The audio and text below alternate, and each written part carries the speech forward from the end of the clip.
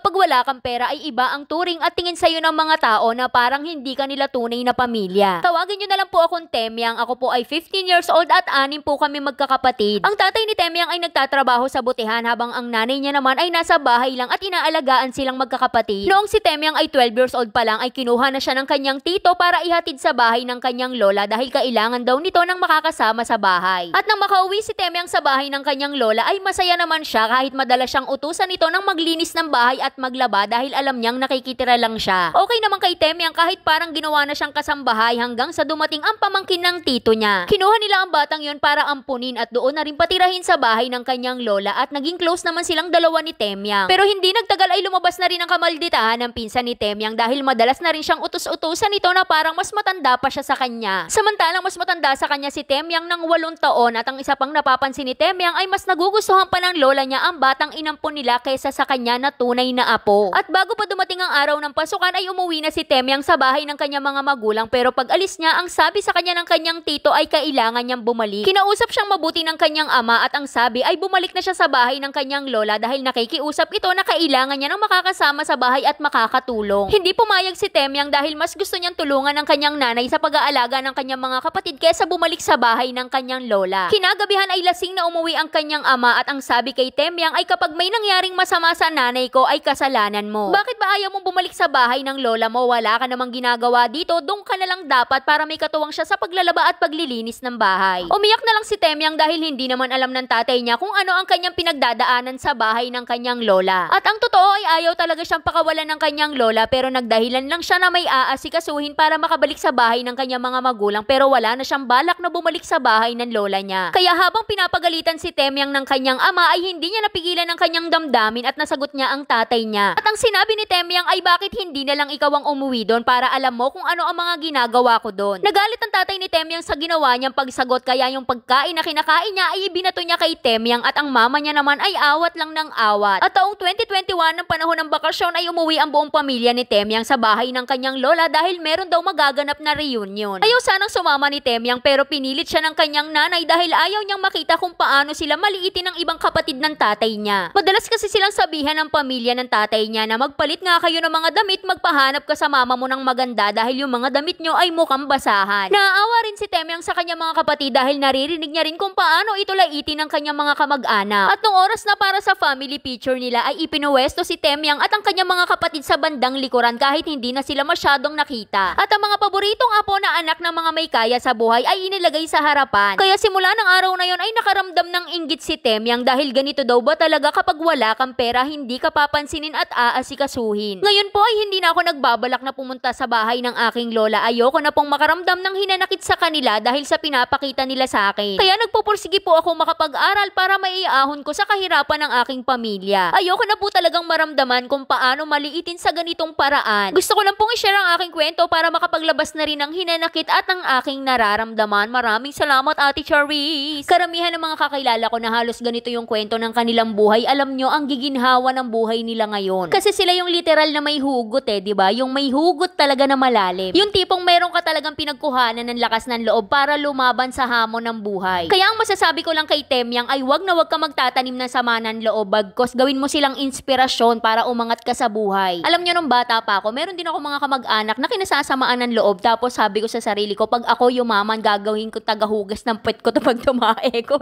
Pero nung nag-matured ako, nagbago naman. Sabi ko sa sarili ko nung pag ako talaga nagkaroon ng handaan sa amin, hindi ko sila paghuhugasin ng pinggan. Kasi di ba ganon, pag mahirap ka, ikaw yung tagahugas ng pinggan pag meron kayong handaan at hindi ko yung ginawa sa mga kamag-anak ko. Simula nung mga panahon na natuto ako maghanap buhay at na-afford ko na maghanda at magbigay ng mga pagkain sa mga kamag-anak, hindi ko sila pinaghugas kahit isang plato. Kasi ayoko maramdaman nila yung ginagawa nila sa amin noon. Kaya sa kabila ng mga hindi mo magagandang karanasan ay ipatuloy mo lang yung pagiging positibo sa buhay. Kaya para sa mga gustong sumulat, dito lang po yan sa ating Facebook page na Saycar. Huwag kalimutan mag-follow para updated ka everyday. Kaya shoutout muna kay Lilibet Alota at Wayne Rinconoda, Anjanette Flores Abad, Alea Escultor from Negros Occidental. Kaya yun lang. Like and share para alam na namin bukas. Bye-bye!